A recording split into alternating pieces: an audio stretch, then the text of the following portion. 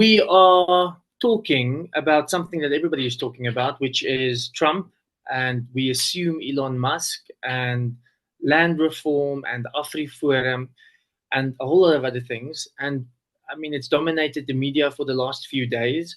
And with me in studio, which is a lie, but on Zoom is Andrew Duminy, and Andrew is an advocate, and he's worked on land reform issues, and he's spoken about it at various events, and he's also a farmer. So I actually can't think of somebody who's more, I would say, qualified to talk on this. And Andrew, you happen to be white as well, so you've got some skin in this game. So welcome, Andrew. How's it? How are you doing? Johan, thanks. And thanks for initiating this discussion and apropos our various discussions. I think this is, going to be quite an exciting discussion, particularly in the light of the hot international topic that South Africa has just become. So yeah. I'm doing well. I trust everybody's doing well in Pretoria. I'm speaking from the Eastern Cape. On your farm in the Eastern Cape, where the masses have already congregated to expropriate without compensation, of course. Absolutely. And it's so peaceful and wonderful. If it goes like this in the rest of the country, it's going to go very well for us. Okay. So let's get into it, because Andrew, I'm a layman in this, and maybe I want to remain a layman. I've got no interest to really delve deeply into this debate, but it's a political debate, and I'm mildly interested in that, but it's also a legal discussion, and some of that, or all of that, just goes over my head. And there's questions of opportunism. There are questions of it's very polarizing, and I think for that reason we all need to understand something of what's going on. So let's get into this. And just explain to me and whoever is stupid enough to listen to us, what was passed in Parliament, or was suggested to be passed in Parliament, and why do you think Trump responded when he responded? Okay, well, let's just go back a little bit. So the whole issue of expropriation and discussion on expropriation has been taking place for a long time in South Africa. And it sort of was born, in my view, out of a frustration at the process of land reform, to which our constitution is firmly committed. And I think correctly so. There are a lot of injustices that we're still trying to unravel. But the process that land reform was following was bound by the old Expropriation Act, 1975, and falls under the Constitution. And there was a lot of frustration at this process. And unfortunately, land reform is in its very nature a slow process. You go too fast, some people say you're going to destroy everything. You go too slowly, you're going to just have pent-up frustrations that people won't be able to deal with. So it's a very difficult process to deal with. But coming out of the Mbeki era into the Zuma era, we saw a lot of frustration at the slow process of land reform. So people started talking about how can we do it faster? And of course, the extreme right was saying you shouldn't be doing it at all. And the extreme left says nationalize all the land. This is where we have to go. And that's been the cry from the extreme left for a long time. And that's been a concern for many people as we've been going along. So our president was caught in a tricky situation, I believe, the former president as well, in saying, well, how do we deal with this? And people were saying at one point that the frustration and the bar to proper land reform in the country is the Expropriation Act and the Constitution. So the talk then was, let's amend the Constitution. Let's amend Section 25 to make provision for expropriation without compensation. And immediately we had the pushback from senior ANC people like Ronald Lamola, who was then the Minister of Justice, and he was saying it's not necessary to amend the Constitution to do this. Even Deputy Chief Justice Dikgang Moseneke was saying it's not necessary. Senior people in the ANC, even LB Sachs, were saying you don't have to amend this to achieve a position where you could have expropriation without compensation, which sounds really, really interesting. And so we had the big debate about amending the Constitution. and the constitutional amendment did not go through. So what did the ruling party said? Well, we've got to try to address this somehow, and we need to address expropriation, and we're going to go back to the 1975 Act, and we're going to rework the Act, which is what has happened now. And I think that the 1975 Act was very archaic and didn't make provision for any of the constitutional norms, and had processes that were administratively unconstitutional and had to be redone. So we have a new expropriation bill that was passed by Parliament, and then our president signed it into being, into effect at the end of last year. And that's where everything starts unraveling. Because when he signed it, the political parties were saying, but he didn't follow due process in Parliament, hadn't been followed, and there's a whole attack on that at the moment. From that level. But others were saying, but this is unconstitutional, in particular the two clauses that provide for the nil compensation in certain circumstances. And that's what everybody is upset about primarily. There's some other issues as well about that. And the new Act, the 2024 Act, makes provision in certain circumstances for nil compensation in the event of expropriation. That's what the big fuss is about. So, Johan, maybe we should start. Yes. And you think, Andrew, that there are cases where nil compensation is okay? You're sort of sympathetic to the clause. Well, I think the starting point, and yes, I must answer. I think there are circumstances where nil compensation might well be appropriate, and I actually think that my personal view is that the Constitution may even allow for it. I think the people who've been saying you don't need to amend the Constitution, you could have instances of zero compensation, are correct. But let's just go back. Expropriation is a horrible word, swear word to many people. Expropriation is known worldwide. It's used for many purposes, for the state, for achieving goals that are needed for everyone, such as transportation, roads, railways, electricity, land that's needed for legitimate purposes in the public interest. Expropriation. In other words, if there's a cable line and they have to connect it somehow, and it goes over my house and I refuse, then if it's in the best interest of the country and they can argue that persuasively, and I am not a willing buyer, then they can expropriate. Am I right? Exactly. And they could, in fact, do that in the past as well. In the 1975 Act, it wasn't a question of a willing buyer, willing seller. You could be expropriated. The question is how do you determine the compensation? And the old Act was basically saying you determine it at what a willing buyer and willing seller would agree on at that stage, plus a further incentive, plus another little incentive, which was actually irrelevant in those days. But the old Act made provision for that and said, what are the knock-on effects for you as an individual?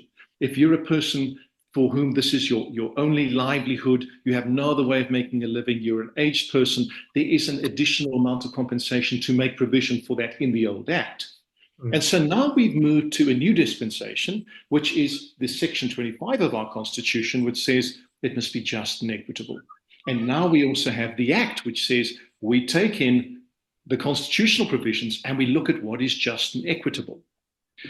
And strangely enough, and it shouldn't have been a surprise for us, this Act now says it may be, it doesn't have to be, but it may be just and equitable in certain circumstances that compensation will be nil. And the problem is everybody is screaming and saying, well, this opens the floodgate for abuse, and this could be abused by various powers that be to make compensation nil in situations where it should not be nil. It's possible. So the one thing, just sort of reversing a little bit, that I find interesting is when the Fall Dam reached these low levels of like 30% recently, they discovered all these old graves underneath the Fall Dam, and they were expropriated, where many farmers refused, because of their connection with the land, refused to give up that land, and it was expropriated as a matter of fact. And this was obviously in the old regime. So that's just maybe one last comment there. I think the what you said sort of away from this interview is that it's true that the Constitution, that this Expropriation Act can be abused. But the same is true for the Constitution, the same is true for the church, the same is true for a lot of things. So you do not see necessarily this bill as inherently malicious. I don't. I see it as an attempt to actually try to come in under the Constitution and say, this is how we could do land reform. It's very interesting. The grounds of zero compensation are grounds that were raised, and we were talking about this from 2015-16. They were grounds that were actually raised. I traced it to comments by Jeremy Cronin, SACP, who had a very high position in government. And he was actually mooting for almost exactly the same 4 grounds of zero compensation. And so the question is, what are those 4 grounds? Not that the state must have zero compensation in these instances. It's a guideline to say it may be zero compensation. And the first one, I mean, it's sections 12.3 and 4 that deal with it. And section 12.3 says it may be just and equitable for nil compensation to be paid where land is expropriated in public interest, having regard to all the relevant circumstances, including but not limited to. Now, this is the way it gets interesting, including but not limited to. So there could be others, but they say these 4. So we're going to look at these 4 classes. The first is where the owner's main purpose is not to develop the land or to generate income, but to benefit from appreciation of its market value. So, for example, if a farmer, let's talk about farms because that's where it is, sees a next door farm and he buys it for 12 million rand, and he knows that there's going to be land reform in the area, and he offers it to the state for 18 million. What's his purpose? Is to make money out of the state. Now, I have it on say so, and I've never really confirmed this, but when the Gariep Dam was developed, I understand that there were some interesting purchases of land made by people who made a lot of money after reselling it to the state for purposes of the Gariep Dam many years ago. Now, somebody was going to have a look and verify that, but that's a similar situation. Now, corruption in apartheid, that couldn't have happened. Impossible. You see, we people are inherently going to do things that are going to be corrupt if we give them half a chance. And this is what happens. So you can get someone who buys it and wants to sell it to the state for one hang of a profit. And I don't think the compensation there will be nil, because if they paid 12 million, they'll probably be given that plus a bit of interest, but they're not going to get the 18 million. So the value increase is not going to help them. The second ground deals with organs of state who hold land and are not using it for their primary functions. So let's say it's the military, not an organ of state, but a department of state, and they're not using huge farms that they have and they used to use for training purposes, whatever it might be, and they don't need it foreseeably for the future, etc. Well, let's say it's a department, or it's okay, that'll be public works, but let's say it's an ESCOM and they've got land that they're not using. The state could say, well, we're going to reallocate that resource. That'll be nil compensation. It's possible, once again. The third category is land, and this is one that people are debating about because it's quite unusual, land that's been abandoned by its owner effectively. Think, for example, of a block of flats in the middle of Hillbrow that's been abandoned by its owners. It's occupied by squatters. The owner is not interested, can't develop it, can't do anything. 30 years later, the state says, look, we're going to expropriate here. And they might even say, well, we'll pay out a little bit, and they say, but this is no value.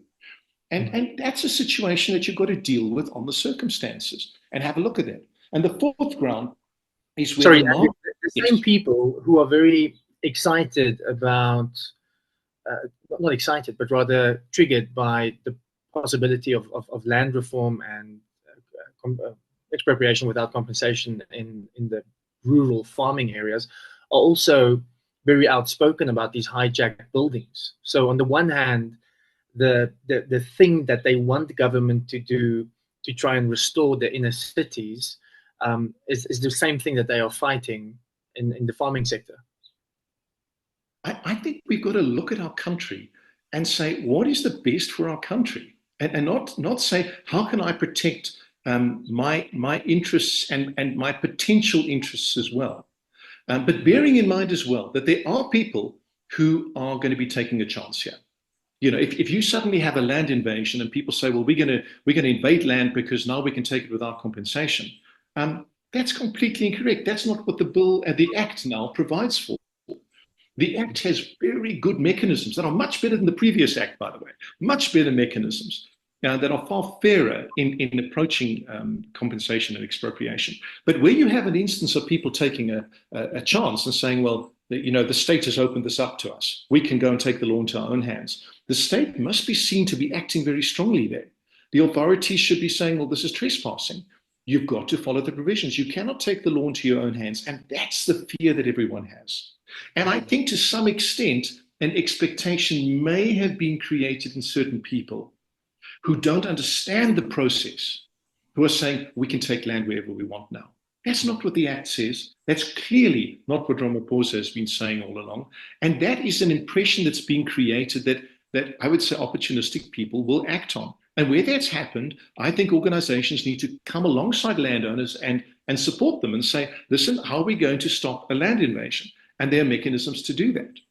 But the principle, you were talking about the fourth clause. Yes, the fourth is actually quite simple. This is where the state has invested in land. You know, for example, if the state has given a beneficiary land that's worth 5 million rand, granted it to the beneficiary and put up 5 million rands worth of a dairy for them, or whatever, dairies are far more expensive, but they've got 10 million and they're not doing anything with it and they want to sell it. They didn't do anything for that. The state could say, well, we're going to take it back. I don't really have a problem with that in that instance. The issue is that these four categories, and there's a fifth one in section 12.4, which basically, for purposes of labor tenants who are on land, and labor tenancy is not a major issue in most parts of the country. Parts of KZN, a big issue, but most of those have been resolved by now, where that parcel of land can be expropriated without compensation. Doesn't have to be, but it may be. And the labor tenancy cases where I've been working with them, it's not happening, and it hasn't been happening. The state will be compensating or providing alternative land that they purchase for those labor tenants. There are instances where that's been happening. That's the tendency. So these 4, maybe 5 grounds are instances, but it's not limited to that. But it's under the protection of the Constitution, which has its starting point as there must be compensation. And there are various factors that the state says we must consider. So this is not a blanket expropriation without compensation. Our Constitution and the Act make it very clear there must be just and equitable compensation. And each country has a different regime on it. Various countries they use terms like full compensation, or they will say fair compensation. We say just and equitable. I think they mean much the same thing. People should not have their property taken away unfairly and without value given. That is the general position. A certain individual shouldn't carry in his personal capacity the burden of funding the state to achieve public purposes. That's the general principle. And I'm convinced our high courts and our constitutional court are very protective of the rights enshrined in the Constitution. I'm convinced they're going to be protecting those rights.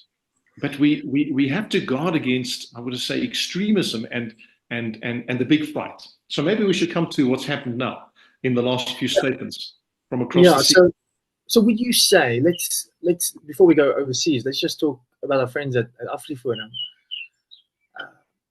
Were they opportunistic in how this thing is framed and how they've lobbied Trump, etc.? Do you think they are mistaken? It's very difficult to comment. I have a huge respect for AfriForum's work, by the way. I think they've done some incredible work. But I think that there are people who would hijack any process. They could hijack the AfriForum process, they could hijack the president's process, and they could even hijack what Trump has been saying and what Musk has allegedly been saying. So there's a lot that we don't know. The issue that I think is relevant and important to say is to say that if there is opportunism and there are people who are taking advantage of the situation to facilitate land grabs, and we've had some of them in the past, then the fear and the concern is correct to say, listen, we've got the act, we've got all our protections, but it's not enough. People are going further than the protections we have. Then I think there's reason to be concerned. I personally am not concerned at this moment, but I am concerned when I see people taking the law into their own hands. Now, if we have a rise of that, we need to be very careful. And perhaps AfriForum's words and what Trump and Musk are trying to do say, listen, you better stick to your constitution. And I don't think they're wording it very wisely at the moment, in my personal view. But just simply to say that there are terrible things happening in South Africa is very alarmist. And to create the impression that white farmers are being driven off land by masses of armed people, that's a sort of impression. And remember, we're in an impressionable country because of what happened in Zimbabwe. And there are real agonizing cases from Zimbabwe. People lost their lives, lost everything. And it has had a huge impact. And everybody's saying, please, not as Zimbabwe, not as Zimbabwe. We can't do this. And we're all saying we can't do this. But Constitution, the Act, are only as good as the people protecting it. We can tear it up. In our discussions on land reform in the past, people have asked me, what's the worst case scenario? Say civil war and we go to bloodshed. That is a worst case scenario. Constitution can't protect you against that. But we trust and pray that that's not going to happen. And we're working towards that, where we've got to trust people and say, come on, let's work in good faith for the better result there. And I don't think this is unduly optimistic, because I think we've seen over the last 30 years a huge amount of this. So Andrew, I know nothing about the legal profession and how to understand the clauses and the amendments and the act, etc. The one thing that I have studied a little bit is a phenomenon called a moral panic. And there are many manifestations of moral panics, from the witch hunts in Massachusetts, I don't know, I think 18th century, the moral panic around the rooi gevaar, the red danger in America, and the rooi gevaar here in South Africa, the swart gevaar, the moral panic surrounding that. And then in the 1980s, the satanic panic. So people were very concerned about anything that they couldn't explain, and they just put that at the door of some sort of Satanist activity around the country. And I think there's a moral panic on both the white side and the black side. So for black people, they interpret all events, I'm saying black people, generalizing, obviously, interpreting all things as this is just another manifestation of this white supremacy. This is just another manifestation of whiteness. This is, again, white monopoly capital rearing its ugly head with all its proxies across the country. And then you've got all of these alarmist activity that happens when a teacher in Swaziland is just taking a picture to send to her parents to say your kids are adapting well. And then in that moment, you had a table of black kids and a table of white kids, and that's just another more evidence of segregation. Or you've got Magazolo Mampimpi being expelled from the bomb squad, and the bomb squad just happens to be, the reserves just happens to be white at that stage, and then there's an outcry about that. Or whether it's an Ashwin Willemse versus a Nick Mallet and a Nas Botha, or all of these things where the people in question were cleared afterwards. The moral panic suggests, you see, white supremacy is everywhere, and if you just see something, you immediately interpret it that way. I think it's safe to say that there is a moral panic among white people. That is why there are terms such as white genocide. That is why people constantly see this as a constant threat and victimization of the white minority. And then something that, according to you, apparently is not necessarily that radical at all, and there's some reason behind it, amending this act, is immediately interpreted as an attack on the white minority. It seems to me, at the very least, that black and white are in various grips of a moral panic, and I don't think it's necessarily a great way to live. It's a very difficult way to live. In fact, it's a way that's going to stress us out and kill us. But I want to come to part of the root of it. Yeah, we don't trust each other. We don't know each other.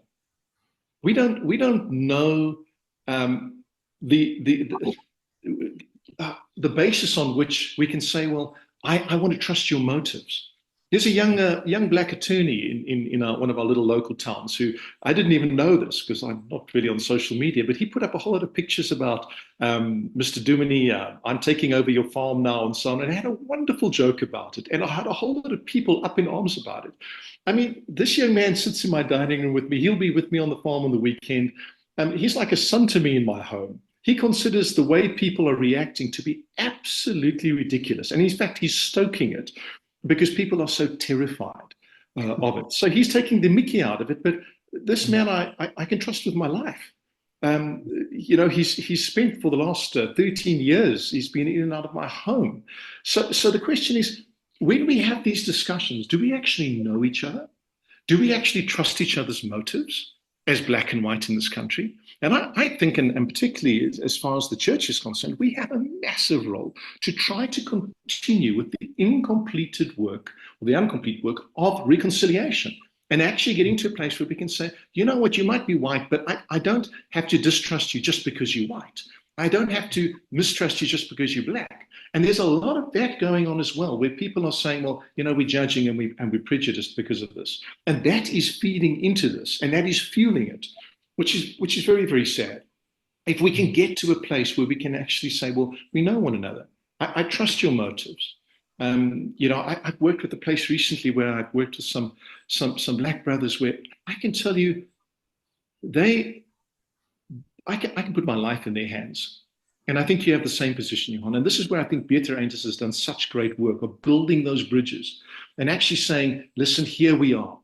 Because that's where we have to find what we need in common with one another, particularly as Christians. In the church, church has a massive role to play here. Saying, okay, this is where we are. Are we fallible? Are we going to make mistakes in the process? Absolutely. Could we end up as a Zimbabwe? Absolutely. Constitution is just a piece of paper. And ideas that are thrown around by a constitutional court, and there's some great minds there, but we make some terrible mistakes as well. And we will make mistakes along the way. And people will get hurt. And people come with different motivations and different agendas as well. But I think the comments that have made now and the way people are going at the moment, I think it's inflammatory. And I think it was unnecessary, unfortunately. And I see what's happening on the world stage to a small degree. I don't understand it. People like you, Johan, you can study these things. And I don't even purport to understand the Constitution and the documentation we're talking about here. But when I read it, a simple reading of it is, this is something I can work with. In fact, the processes that this act now creates are far fairer than anything we've seen in the past in this country. Maybe just a little story here on something that happened that absolutely amazed me. When the Transkei was formed, many white farms were expropriated by the old government to make the Transkei in our area, particularly up in the Ongeluksnek Valley near where I live. And I became aware of a land claim by a farmer, a white farmer, relating to that expropriation. I couldn't understand it. And it seems that this is what happened. This farmer's grandfather or father had received compensation for his farm, but far less than the surrounding farms. And they worked out that they as a family had been paid out far less by the then apartheid government. And they also realized that their father did not support the apartheid government and was known to be anti the policies of the day. Every farmer around him was paid out a substantially larger amount for the same type of land per hectare than this gentleman. Our land claims process gave him the difference in compensation. A white farmer was paid out that compensation. That tells me that our system has some inherent fairness in it. And I'm not too concerned. And there are people there who are doing good and are seeing that this is what is just and what is equitable. Because the past injustices, to a small extent, affected white people. There are many who suffered tremendously under white people as well. Think of people like Bram Fischer and some of the great white fighters against apartheid. But here was an Afrikaner family who didn't support the nationalists and under the old Expropriation Act were nailed. It can happen again. So when you look at these things, you start thinking, there's some stories we can tell. We've got a long way to go in this country, Johan. But I'm in no panic whatsoever. I've got skin in the game. And if you ask me if I'm going to invest in more land, if I can, I will. And I'll try and help other people invest in land. And I'm going to keep investing, and I'm going to keep working in this country. And we've got the rest of Africa to get involved in as well. There's so many wonderful opportunities. This is a land and a continent of huge opportunities for the good of the people. And I'm excited about it. So call me an undue optimist, but I'd rather go to the grave an undue optimist than run and go and panic at this stage. And I don't think I have reason to panic, quite honestly. Well, Andrew, I mean, there's a lot more that we can say. I think for the moment, let's just leave it at that. And I think if people obviously want to contact you, they can Google Andrew Duminy and see if they can find you. But I think what I've found interesting though is that there's not necessarily among the white community, it's not as if they completely embraced everything that Trump has said. I've found a lot of exception from various sectors. Obviously, the AfriForum camp are sticking to their guns, but by and large, many people are saying that this is not helping. I think at the very least, what we need to do is maybe just break the typical reactions of us against them, the typical polarization and tribalism that happens when things like this happen, and try and continue to have the discussion. And sort of in summary, Andrew, what I think you said is, on the one hand, land reform in South Africa is an ongoing process because of a long and yes painful history of colonialism and of apartheid. And you had the 1913 Lands Act. In another interview, you can maybe tell us more about that. There were some terrible things that happened in this country. And as we stand now, in terms of the commercial farmland, it is not equitable. And there must be a transformation process there, which should happen within the constitution. Obviously, you've got parties in South Africa that is against that. And that remains part of the conversation. There should be something equitable. What you also say is that the way that you understand the current amendment is something that is not necessarily appealing to the far leftist, and although it can be abused by them, you do not necessarily see it as an imminent threat. And we have all of these things that we need to hold in tension: land reform, the ongoing process of land reform, to do it within the constitution. And to hold these two things in tension is going to be what we're going to talk about for the next few years.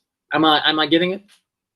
Yeah, you're getting it, and yeah. In fact, just a correction. So it's not just an amendment of the Expropriation Act. The whole old act was repealed. We've got a whole new act, which I actually quite like. Stop amending old pieces of legislation that you're trying to patch and fix up here and there. Come with something new like this. I'm quite impressed at how this whole thing took place. And there might be clauses there, these clauses of putting in nil, our constitutional court might frown on. I'm not convinced that they'll necessarily declare them unconstitutional. I think there are going to be a lot of fights still in Parliament and in the courts. And possibly our president did jump the gun, and maybe he should have referred it to the Constitutional Court for assessment before he signed it. I think that would have been a little more reasonable, if you ask me, in my view. So there could be a few more fights. And just a last note on Trump and the comments from Musk and so on. The fact that there's a bit of a spotlight on South Africa gives us a good opportunity for introspection on both sides. Because if there are people who are saying, let's take the opportunity and grab, then maybe the spotlight should be on them to say, don't. And if there are people who are saying, we are not going to do land reform, and we hate and we want us and them and we want to fight, let the spotlight be on them. So I welcome opportunities for discussion like this, because I think we can seize the moment and say, okay, we don't all have all the knowledge all the time. And I don't think that people in the States always have the knowledge of what's happening on the ground. Sometimes we don't even know what's happening on the ground in South Africa. But let's seize the opportunity and let's embrace it and let's engage. And let's see where we can get to with this. The problem is we haven't finished our land reform process, and we actually have to, and we must do it maturely and properly. And there are many problems with it, but I think we're getting there. I really think we're getting there. Another discussion for another time. Another discussion. Andrew, thank you so much. I'm very, I'm looking forward to the YouTube comments that's going to suggest that you are paid by the ANC and that you are just a pink liberal or just a white supremacist landowner. I think you might get both of them, which is which is fairly interesting. Andrew, thanks, and let's continue the conversation. Thanks for clarifying some things, and yeah, all the best. Thanks, Johan. I've enjoyed the chat.